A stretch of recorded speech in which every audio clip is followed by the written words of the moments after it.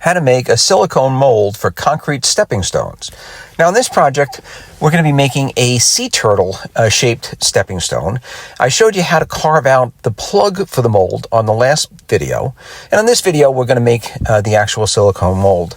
The first step is using a release agent, and this is called Sonite Wax. I'm going to apply it, this is also from Smooth On.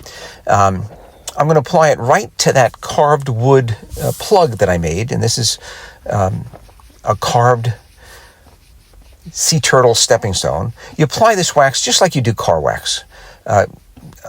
Lather it on, let it dry a little bit, wipe it off with a dry cloth. And that should fill in all of the open pores on the wood and make that wood so that it's easily separated from the mold material. Now the mold material, the silicone material that I'm going to use for this project is called Mold Star 30 from Smooth On. It's a very good material to work with. It's got about a 6-hour total cure time. You have to make a box for it, and I'm not a carpenter, but I found this plastic molding. This is a molding for the bottom of a garage door. It's like a weather stripping. But what I liked about it, it was flexible, so I could almost make a circle out of it. And it also had a flat surface that I could glue onto a flat piece of wood.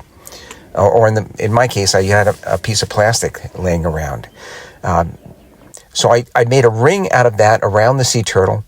I glued it down with a hot glue gun, and then I went over all of the seams also with a bead of silicone and let that dry completely. I also filled in as many of the voids as possible so I wouldn't end up using as much of the silicone mold material as possible. I started by pouring just a little bit of the mold material in, the Smooth On, only because I wanted to make sure that this box that I made was actually going to be, watertight, wasn't going to leak out. The Smooth On Mold Star 30 is a 2-part mix, equal parts, and you mix them, for 5 minutes until the color is thoroughly mixed, and then you just pour it in. It's a wonderful product to work with. I let it dry for a full 24 hours, and then I just peeled off that plastic molding.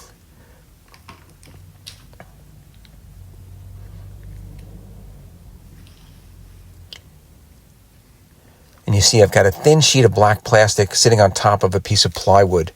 Now I'm going to slowly and carefully start to pull that mold off of the carved sea turtle.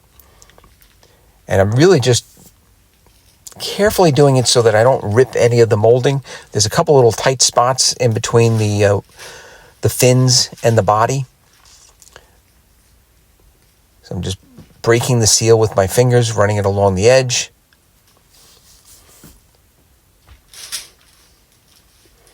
I thought it'd be better to break the seal from the opposite direction. And this is really the first time I'm using this Mold Star product. To say the very least, I was very impressed with it. So this is the mold. And notice the details. You can see the eye, the beak, the details on the shell, the contrast in the fins.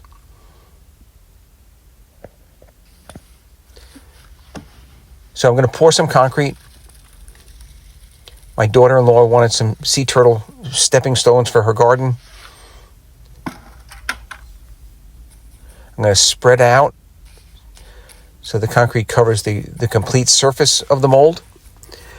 And then because of the wings or the fins and the head, I want to add a little bit of wire in just to give it some additional strength. And this is just wire mesh.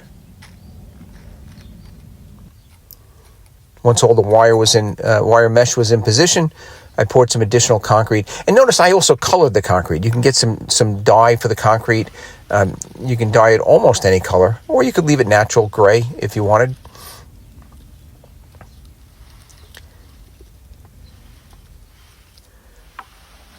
And then you definitely want to tap this concrete down a little bit or vibrate the mold a little bit, just so that all, the complete surface gets coated, with concrete. You don't have any air bubbles. Now, I left the concrete in the mold for almost 2 days before I took it out. The first one I did, I got a little bit anxious and I took it out too early and broke it. And since then, I've been waiting actually 2 days before I take them out. So the concrete actually pops out of the mold pretty easily. The silicone has a little elasticity to it.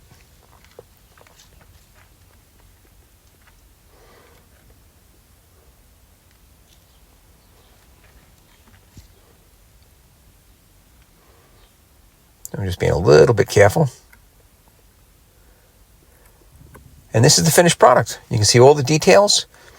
I hope you enjoyed the video. If you did, I ask that you please give it a thumbs up and subscribe. By all means, check us out on the web at DIYEasyCrafts.com. Thank you very much for watching.